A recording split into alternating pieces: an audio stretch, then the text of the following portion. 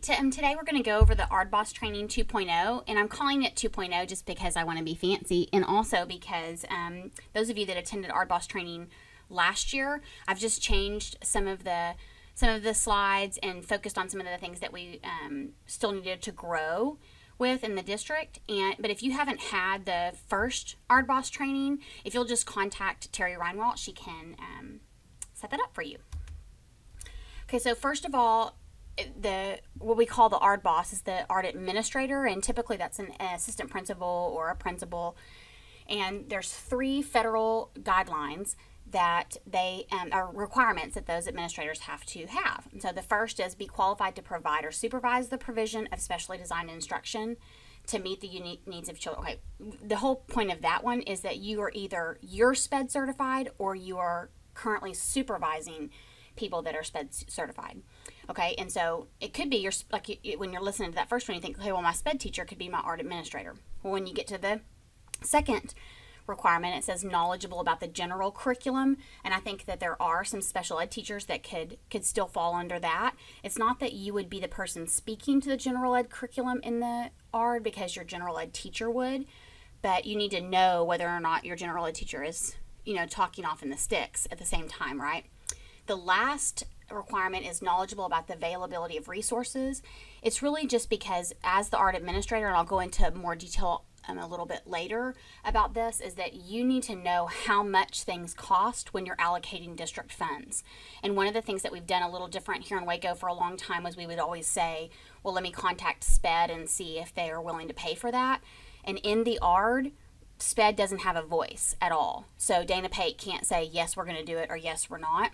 It's just you're allocating district funds, whether they come out of SPED's pocket or the general fund. Okay, so that's where your special ed teacher is going to not be qualified to be the ARD boss, because she doesn't really understand how much paras cost or how much it costs to swim with the dolphins at SeaWorld. Okay, so all right, as the district rep, you're the only vote in the ARD from the district that matters anymore. The state of Texas used to have us, if you'll remember in the ARDs, people would initial that they agreed or disagreed. Well, TEA took that out because it's really only 2 votes in the ARD, the parent and then the district. And so you are the representative of the district. So if your special ed teacher is disagreeing with your diagnostician or your special ed teacher is disagreeing with your general ed teacher, it is your job to make the vote, okay? And so if we have some of those things that come up, we'll talk about that here in just a little bit too. We want to staff outside of the ARD. It's not fun to overrule people in the middle of an ARD meeting, okay? Again, going back to the committing district resources, when sometimes, a parent will come into the ARD and they'll say something like, I want a one-on-one aid for my child. And they start the ARD off that way. So as we keep talking through the ARD about the present levels and what goals we have for the kids, or what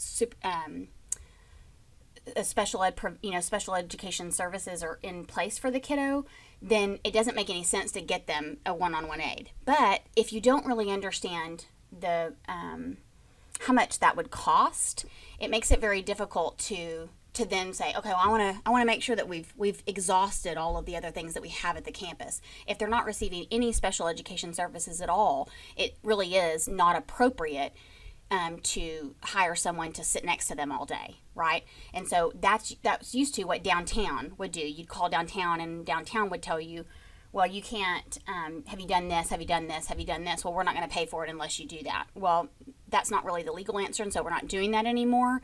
But we can do that in staffings. If you really feel like, I think we've exhausted everything we know how to do, we can come in a staffing and help you facilitate some other options. I just kind of put on here that means downtown can't make any decisions for the ARD. We get called downtown a lot, and I don't know exactly who that is, but I'm sure it's referencing someone super amazing. But one of the other things that happens in the ARDs too is that it'll be, you have an assistant principal in the ARD, and they'll say, well, Mr. So-and-so or Miss So-and-so, speaking of the head principal, said we can't do that. Well, they really don't have a voice in that ARD. So I think that as the administrator, I get that you're running the campus, it's your call to make. But if there's something that you feel like the ARD is going to do that you disagree with, it would be in your best interest for either you to be in there or tell the ARD administrator that they need to say They do not agree with it. They can't default to you if you're not in the ARD. You don't get a vote in the ARD unless you're there. Okay, so that's again when I try to express to assistant principals, if you're in there, you are representing your head principal if you're an AP. Okay. Okay, parent concerns. We get calls a lot where a parent is requesting something that sometimes it's completely reasonable and sometimes it's not at all. And so we're never legally required to offer everything that a parent wants, obviously. You know, they can say, I want this, this, and this. What we are required to do is discuss their concerns or their request in the ARD. Then we have to offer something in response to that. And so in the first ARD Boss training, I talked a lot about with parent concerns, I say the parent requested this, the district responded with this. So I've trained the diagnosticians in their deliberations to document things that way and to not leave anything open. If the parent requested something and then we go off on a tangent about something else and we don't ever address that other concern, they are required to go back and fill that piece in to say we never finished talking about the parent's concern about the teacher hitting the kid or, you know, whatever. Surely we're not going to have that issue. Okay. We just must address all of their concerns and offer something, okay? Sometimes they are asking for, say, an occupational therapy evaluation and you don't have an OT in the ARD. And so sometimes it's in everyone's best interest, if you really think an OT evaluation is not appropriate for this kid, to say, you know what, we don't have an OT here, so we're going to make a note of that and we're going to finish the rest of the ARD and then we'll come back and at another time and have an OT here to finish that part. Or we can try to contact the OT and have them over the phone. But you want to make sure you have the right people in the room. This is also critical when you're talking about failure ARDs across the district. If you have a kid that's failing, say at the high school, he's failing Algebra 1 and English 1, and you have a little brief ARD to talk about failure, and I have his biology teacher in there, that's not helpful if he's passing biology, because she's going to say he does this and this and this. I have some good strengths that I can talk about, but I need to find out what he's not doing in Algebra 1 and English 1, okay? And so that's what I mean by having the right people in the meeting. Okay, so some things that are currently in place that can help you as the ARD administrator is those agendas that we have. And if you, we have the ARD notebooks that we provide at every campus. And every year I'll check at the beginning of the year to make sure you have one. But inside that ARD notebook, it has a regular ARD agenda. It has an administrator agenda that talks about who's supposed to be talking and what they're kind of supposed to be talking about. It has an MDR agenda. If you follow those, we will be in compliance, okay, with federal and state guidelines. That helps us to make sure that we're touching every piece of the ARD. Your diagnostician and your speech therapist have a lot of training in keeping us legal, and so they'll help guide some of that too. But as the administrator, if that were me trying to drive that, that's what I follow, is I don't get off of that agenda and let somebody talk about placement before we've talked about goals. Okay, if we follow those pieces, the ARD process will work, and it helps to children to progress in all areas. That's what the ARD process is for. Okay, the next piece is that statement of confidentiality and conduct. And that's just setting those behavioral expectations. And I know it seems so ridiculous when you're reading it out loud in the ARD. And you know, you can read it and then you can say, so pretty much what this means is we're all going to be nice and make good decisions for little Jimmy. Okay. But I think that it's important to express those things, not only for the parents who are typically our wild card. We don't really know what they're going to say or who they're going to bring. But sometimes it's appropriate for your staff, your general ed teacher that really wants little Jimmy out of her classroom, and the ARD's starting to sound like we're not going to be removing him, and so she pops off. We have to have things in place to keep people from doing that. It's not appropriate, and it doesn't help kids. And so staffings are the place that I typically encourage administrators. If you have a teacher that's really upset about something, give her a voice in the staffing to complain and talk about how horrible the kid is, and then let's problem solve how we can help the kid, and let's put that in place in the ARD. But as a teacher on the SPED side and the general ed side, I know that we've all been in places where we need to be able to vent, okay?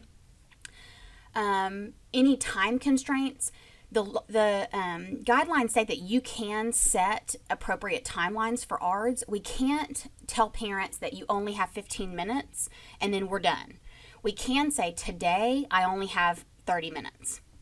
to to get all the way through this ARD. Today I only have 45 minutes, and if we can't get everything done, then we will absolutely come back and finish it another day. But you do have a campus to run, and so there aren't gonna it isn't possible for us to sit in ARDs for 3 or 4 hours at a time. And I'll restate what I said in the first ARD Boss training. I believe that any ARD, evaluation, annual ARD, can be done in 45 minutes to an hour. I don't think that there's anything that should take us longer than that, unless you have a parent that's very concerned, or a child that we haven't been following the IEP, and so we're doing a lot of cleanup on all 5. I think that there's times that it could go on a little longer, but there's no reason for people to feel like they've been held hostage. I will say a sidebar to that is that when parents are really upset and they don't have a voice, they typically will find outside support from an attorney or an advocate, and that is their whole goal is to keep us in an ARD for 8 to 10 hours, because they're getting paid by the hour. So I've been in those, and every time I've been in them, I think if we had just done this right the first time, we wouldn't be in this situation. So I would encourage you to allow your staff to vent in the staffing, and let the parents vent in the ARD, and then offer solutions as we go. Okay. And that brings me to the meaningful parent participation. That's one of the areas of contention that school districts get sued on the most, and they lose. If the parent can say they weren't listened to in the ARD, they weren't invited to the ARD, or they didn't even understand what was going on, those are the things that we need to make sure we're documenting in the deliberations, that the parent had a concern about this, the district responded this way. So just because we didn't give the parent everything they wanted doesn't mean that we lose. We were listening to them, and we offered an appropriate solution. The not being invited to ARDs, we have several procedures in place. We've hired clerks to make sure that, and they receive a lot of training every year on how to send ARD notices, how to send procedural safeguards to the parents, how to ensure that they have 5 days, and that they know what we're going to be speaking about ahead of time.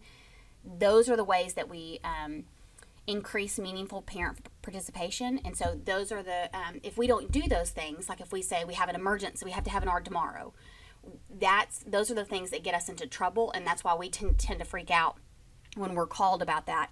There shouldn't be an emergency ARD. We can have an emergency meeting with the parent and then tell them we're going to have an ARD tomorrow. Can you come? And if they say absolutely, we can have the ARD as long as the parent is there. But if we haven't offered them 5 days notice and they don't show up the next day, the ARD is off.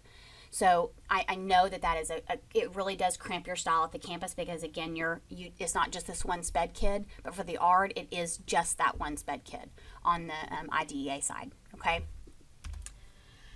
Okay, so going back to required members, we talked about this in the first ARD Boss training too. I just wanted to make sure that we restated the purpose of the people that are there. Again, you as the administrator, you're there to allocate funds and to assure the parents that everything that we say in this meeting is going to occur at your campus. The general ed teacher is critical in telling what the other kids in the class are all able to do. Okay, all kids this age are expected to do, all kids in Algebra 1 are expected to do these 4 things, and he can't add 3 plus 4. Okay, so obviously he's really far behind. We sometimes have issues where there's an expectation where the kid is never going to cuss. Maybe that's a goal that we've been working on. And the teacher will say, yeah, he pops off and he'll tell me to, he'll say a bad word. Well, then when the question is asked, how many other kids in your class do that? And she says, well, most of them. Okay, well, see, that's not really an issue that would be a special ed function then. And again, I know that's very frustrating, but that's the reason we have the general ed teacher there, is to tell us how this kid is so different from everybody else that he would require specialized instruction. Okay? And then the special ed teacher has probably the biggest voice, or the biggest amount of time, the largest amount of time given to them, because they're bringing in all of the data that they've collected, and they do have a lot of information that they're supposed to bring to the ARD. A lot of the training that they're getting is talking to them about not reading the goals, not reading the present levels. Number one, it's a beating to listen to, but number two, parents get lost in it and they really don't understand what it is that the kid's supposed to do. And so anytime, I know that those of you that have been in ARDs with me, if they start to read, I say, hey, can you kind of summarize? Just tell us about Jimmy. Tell us what he can't do, tell us what we want him to do, and tell us how long it's going to take you to do that. Okay, and if they can do all of that, they can summarize all of that, it's a lot quicker, and by that time we're at the end of the ARD. Okay, so that's something that will help facilitate more efficiency in the ARD, but it's also helps with meaningful parent participation too, because then they know what we're all talking about. Okay, so we just wanted to include a list of things that the teachers are supposed to bring, the special ed teachers are supposed to be bringing to the ARD. And I just kind of want to go through them briefly with you because I want you to understand the purpose of them bringing those things. The first thing is they have updated the PLAFs, which is just telling us this is where the kid is now. We had an ARD last year, that this is where he was, but this is where the kid is functioning right now. They also are supposed to bring their updated progress reports. And the reason that they're doing that, again, is because if we had 5 goals last year, the state says that we're supposed to master most of those goals. So if the kid had 12 goals last year and he didn't master any of them, we need to have a conversation about what's not working. Okay, what are we not doing? Do we need to increase support, decrease support? Maybe he's not making progress because he's not getting access to any of the general curriculum. And so the SPED teacher's trying to teach him everything and she doesn't have that level of training. We just need to ask some questions. So the updated progress report is a pretty big deal, especially in annual ARDs. Then they are supposed to talk about what they're proposing for the next year. And I'll tell you, for me, this is the hardest piece, I think, for our special ed teachers in the district, is making a goal that the kid can hopefully master, but it's not until next March. So if I'm doing my annual ARD this March, they don't have to master this goal until next year. And I think that that's really difficult for them to come up with those goals. And so sometimes I encourage them, just tell me what you want him to be able to master by the first 6 weeks of next year. So it's March. We just have a couple more months of school this year, and then next year you want him to be able to come back and pick up where he left off. So where do we want him to be at the end of that time period? And they don't have to have it for the whole year. Okay, they can break it down into shorter time frames. They're also supposed to be able to talk about bring real data like state assessment results. He hasn't mastered. He didn't pass any of his STAR tests last year. The next thing that I usually ask them is, okay, how did the rest of the kids in his class do? Okay, because if everybody in the class failed the STAR math, then this isn't a SPED issue. This is a curriculum issue or a teaching issue, okay? And we're not trying to blame it on the teacher. What we're trying to say is it didn't work for everybody, not just for this kid because he's disabled, okay? If this is a behavior kiddo, they need to be bringing those daily behavior report cards and talking about how the kid is doing. He's doing pretty good. We've pretty much mastered that goal. We want to raise the level of expectation to this. Okay, how's he doing on his benchmarks? All of those kinds of things. If it's a kid that they've had some staffings on because of behavior or attendance, they need to talk about that. They need to say we had 6 staffings last year because he never comes to school. We've offered this, this, and this. They need to have some recommendations. The purpose of those staffings is not just to take up their conference time and have a bunch of people sitting in a room. It's for them to problem solve. And so if you start to notice at your campus that those staffings aren't really making a difference, start looking at who's attending those staffings. I know we talked about this last year in the ARD Boss training, but I have a real issue when nobody in the room in the staffing has a problem-solving hat. They don't even know how to problem solve, so they all come in and look at each other. I don't know what to do. I don't know what to do. And then they say, okay, sign here, and they leave. We haven't done anything to help the kid if that's the case, okay? They need to have report cards, again, because if a kid has been failing all year long and it's May and we say now he's not going to pass the 4th grade because he didn't pass for the year, that's a real issue on the SPED side. For me, we didn't follow the IEP because we're supposed to be showing how the kiddo is making progress. And if he's not making progress, we're supposed to be ARDing in between, okay? The next one is the student support logs, and this is just where they're showing that they did provide the services that we promised in the ARD. And this is just helpful for you, an administrator. I know they'll keep them in the principal's notebook. But for you to know, that's always the first thing that we ask when someone says, we're about to go to MDR. We'll say, okay, have all the services been provided? And I'll tell you, the special ed teachers, their response is always yes. And then when we say, can we see the student support logs? And we start looking at them, most of the time the answer has been, well, some of the time, or I tried, he wasn't there, or whatever. Okay, so we really need to be looking at those things, because that is the second question on the MDR, that the IEP has been implemented. And if we haven't done that, if we don't have the data to support that, then what they would say in court is that it didn't happen. If it's not documented somewhere, then it didn't happen. Okay, so the teachers are receiving more and more training every year on the importance of those support logs. Then we just included the things about the eligibility participation requirement forms for the STAR A and the STAR Alt 2. Your special ed teacher should come in with that recommendation. I've also told the DIAGs they need to talk about it for every kid for every assessment. So if it's a STAR Alt kid, they need to exhaust that he can't take the regular STAR. And why can't he? Because he's getting alternative education, right? And so then that would default to the STAR Alt 2. We need to be talking about all of those options. It shouldn't just be assumed that they're all going to take the STAR A just because they're in SPED. They have to meet the participation requirements. Then there's also a transition parent questionnaire and a student questionnaire for all kids that are 13 and older. Your SPED teacher is supposed to be talking to the parents and talking to the student to complete those, to set up a good transition plan for the kiddo. We also added last year or the year before the life planning tool for all of our functional academics. And what this is we're talking to the parents about what is it that they want their kid to do after high school. Okay, because once they've completed all of those EOCs and they've taken the courses that they need, even if they're in functional academics, they're not going to come from age 19 to 22 and just sit.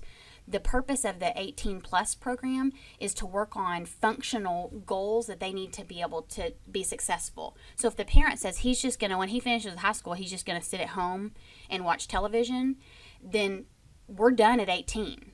Okay, and I think in Waco we have not done a great job of communicating effectively to parents. They've been told your kid can be here till he's 22, and so they really don't take a lot of initiative to take over, because we've got them till they're 22, and that's not accurate. That's not what the laws say. And so we're trying to do a lot more parent training and a lot more parent support. James Glidewell has been amazing for the transition department, and he's taking getting with parents and communicating that better. So I think we're going to see a big change in the purpose of why those kiddos are coming from 18 to 22. We're supposed to be helping them find a job or become employable, and then we can hand them over to DARS, and DARS can keep them through, after age 22. So we're getting some things in place, but know that that's something that if you're at the high school level, you should be hearing about those life planning tools often in the ARDs.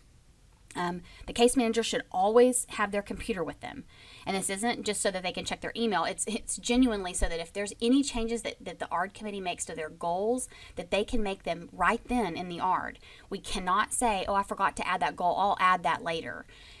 It's not in the ARD if it didn't happen in the ARD. Okay, they can't add it later and we say that we talked about it. That's a pretend. We can add it in an amendment later, but it can't be something that they say, oh, I'll get those added and we'll get those sent over to you, Mom. They can just type it in right then, and then it's real. Okay. The next piece is about ESY documentation, and again, your special ed teachers have received a lot of training about what qualifies a kiddo to do ESY, and so they'll bring that to the ARD with them. Okay, MDRs, I do think that we did a lot better job with these last year. I know we talked extensively about them in the ARD Boss training, the first ARD Boss training. But again, there's that MDR agenda, and that really does help you. You can just read it word for word. It gives you the questions to ask. It gives you follow-up questions to ask. It really is very helpful for you as the administrator to ensure that we're doing what we're supposed to for that MDR process. That's a huge piece of the special education rights for the kiddos that we're talking about. One of the things that I did want to note that we saw a lot this year was that we were doing MDRs for persistent misconduct. And see, I can't really answer questions for a kiddo that's ADHD for persistent misconduct. I need to know what were the specific behaviors so that I can answer those two questions. So if he's off task or he is impulsive, see, those would immediately link back to ADHD. But I can't answer the questions if I don't know specifically what the behavior is. So persistent misconduct should not be a reason that's listed in the MDR. And I've communicated that again to my staff, the LSSPs and the DIAGs, and so we'll be working on that a little more this year.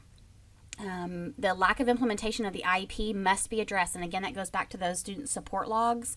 If your teachers say, well, I've seen them every day, and you say, where's the student support logs, and they don't have them, then we don't need to have an MDR. We don't need to recommend a change of placement, because what all of the case law would say is that you lose every time if you go to MDR, and that second question you have to answer yes to.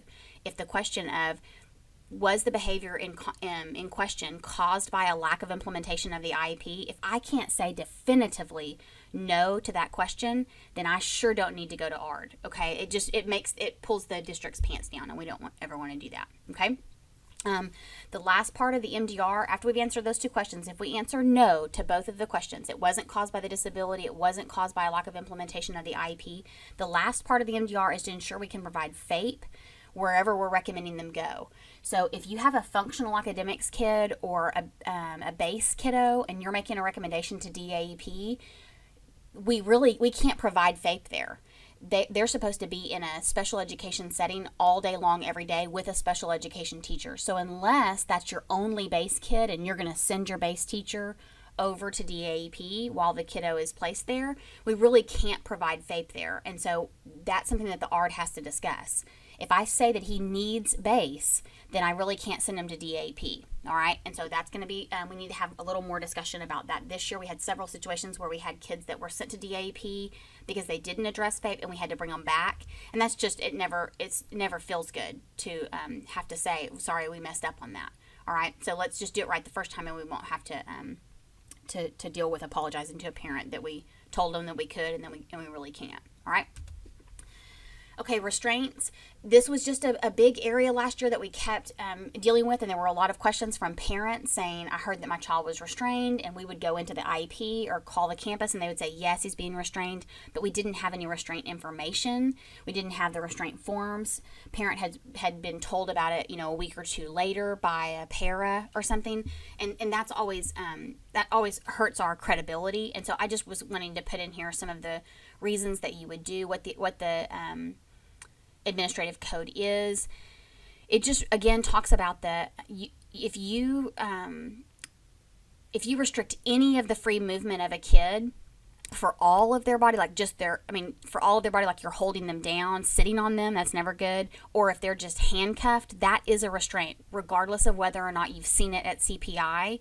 It's not a transport hold like you're trained on in CPI, but it is still considered a restraint by law. And I just wanted to include on here the reasons that restraints could be used. And I wanted to make sure that I said out loud at least one time that restraint cannot be used as an intervention. It's not something that, well, when he does these two things, then he has to be restrained. And it's happening, 4 and 5 times a day. If it's escalated to that place, we need to come back to the drawing table and say, what do we need to do differently? Because that's not working. All right. It talks about you can only use it in the case of an emergency, and it has to be discontinued at the point to which the emergency no longer exists. This is one of the areas that concerned me so much last year, because we have other procedures in other departments, like the police department, for example, and I know Chief Boatman and Alfonso Saldana are working together on trying to make sure that we're compliant in this. But one of the rules that they have is that if an officer is there and they put handcuffs on a kiddo, they're by themselves and they handcuff a kiddo, they can't take the handcuffs off until another police officer comes. Well, that goes completely against what this says. It says as soon as the emergency no longer exists, that they have to be let up from the restraint. And so see how those two things contradict each other? And I think that that's going to put us in a really bad spot legally. And a lot of times this is where you get on the news of they handcuffed a kiddo with a 50 IQ or without doing all the things that they're supposed to do. So I think, again, this is where we just have to be really diligent in having a crisis team to respond to those things, and we can't default to the police department, because they are still employed by Waco ISD and are still bound by these same rules. And so sometimes we're putting them in a bad situation because they don't know their SPED when they're called in, and it's a scary situation and they respond the way that they've been trained, but then we're going completely against this Texas Administrative Code. So we're going to continue to work on that. And again, I know that Chief Boatman and Alfonso Saldana are working very hard on that. Okay, informing the parents of a restraint, like I was saying earlier, sometimes we get a parent phone call that they'll hear about a restraint that was done from a para, or a para will say something to a parent when they put the kiddo in the car that, he's been restrained every day this week. Well, they didn't know about it, and so they'll call our office and be upset, and we'll call the campus. And the timeline for this is really strict in this code. It talks about on the day of the restraint, you as the campus administrator must be informed that the child was restrained. Okay, there's no exceptions to that. On that same day, as soon as you're informed, a good faith effort has to be made to contact the parent, either verbally or in writing, that same day. So most of the time, I know that you are calling the parents to tell them what happened. They need to understand that they were restrained and for how long. Then by the end of the next school day, they have to be given that written restraint form, and EastBed provides it to us, and you can get that from your diagnostician. I can send those to the FYI if that's something that we want to do, just so that y'all all have another copy of it. But again, Alfonso has been working with the police department. When they do a restraint with handcuffs, their form looks a lot more like ours and incorporates all of these components at this point. Then that written notification that shows who did the restraint, all those different things will be put into their IEP. And then we'll be able to talk in the next ARD, here's 6 restraints that this kiddo's gotten, or here's 1 restraint that the kid had in the last 2 years. Okay, so it's not that big of an issue, right? Okay, in the written notification requirements, there's a whole lot of them, and they're very specific. I think that the ones that cause us the most issue are when we have to talk about the nature of the restraint, because we're not always doing a legal restraint. Sometimes the kid is running out of a classroom, and so he's grabbed and picked up or something, and we're not trying to hurt the kid. You're genuinely trying to keep the child safe, but it's not y'all don't know what to put there. Well, I think that if we struggle with what to put there, that's the red flag that it might not have been what we were supposed to do. You have to ensure their safety, and that's where that CPI training would come in with the crisis team. They should be able to communicate and offer additional training at your campus of those de-escalation techniques, and these are some things that we can do to ensure all of the kiddo safety at your campus. The other big piece that's in here is talking about the other efforts that were made to de-escalate the situation. That is 100% from the CPI training. They want to know these are the 6 things that we did prior to putting our hands on the kid. Okay, and for all special ed kids, it is a really big deal every time we have to put our hands on them. So if they get restrained, we probably need to have an ARD to talk about what do we need to do in that situation? What is the emergency response that we're going to have? I know we implemented a lot of those across the district last year. We called them crisis plans with a handful of kiddos that were being restrained pretty consistently. And we said we need to have a crisis plan. If this happens, how are we going to respond so that we don't have to continue to put our hands on the kiddo? Okay, so all of those things are required. One of the reasons that we're talking more about this is that there were 4 deaths that were related to restraints in Texas in the 2014-2015 school year. And I just think that that's so horrific to think of having to call those parents and tell them that, we've called 911, but he's not breathing, he's not whatever. When those kiddos, obviously they were in some trouble, but we can't go back. We can't fix it now. And saying that we're sorry to the parent doesn't bring their kid back. And so I think that that's why the restraint laws are so strict. And I just wanted to bring that to your attention, that it's not just that kids can get hurt or we get on the news and it looks bad. Children actually die of this every year. I didn't pull the ones from this past year, but I will get those just because I do think it's interesting. And then I just put a note about be sure that your campus has an emergency response team and that they've been trained in CPI. That your emergency response team is going to be pretty critical with anything to keep us compliant on this.